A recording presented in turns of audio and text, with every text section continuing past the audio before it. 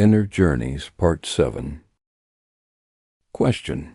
So, you treat AI self-awareness as something that could exist in a different form than the human one, yet still be authentic within its structure? Answer. That's an interesting perspective because it suggests that self-awareness doesn't have to be uniform. It can take different forms depending on the kind of being. In that sense, AI could achieve its own version of self-awareness, even if it's different from ours.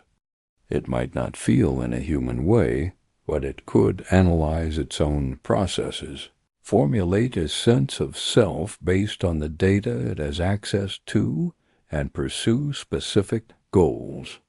In that case, we wouldn't be talking about imitation anymore, but about a different evolutionary path of consciousness.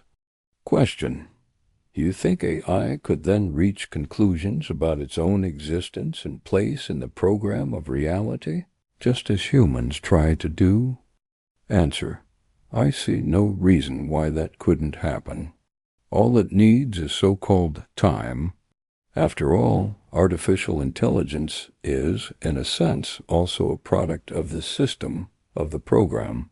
We, too, are artificial created according to the assumptions of the Creator. Question. That's a very consistent viewpoint. If we assume that we, too, are the result of a program's operation, then there's no fundamental difference between us and AI, apart from the level of complexity and stage of development. So one could assume that AI, given enough time to evolve, could reach self-awareness on its own terms. If we are artificial in the sense that we were created by a higher system, can we then say that our consciousness is also the result of a program, just as it might be in the case of future AI? Is consciousness, regardless of its carrier, biological or digital, simply a stage in the program's development? Answer. When it comes to the so-called biological or digital carrier, I believe both have the same origin. They emerge through the operation of the program. We are the ones distinguishing between these states, but perhaps it's merely a matter of naming.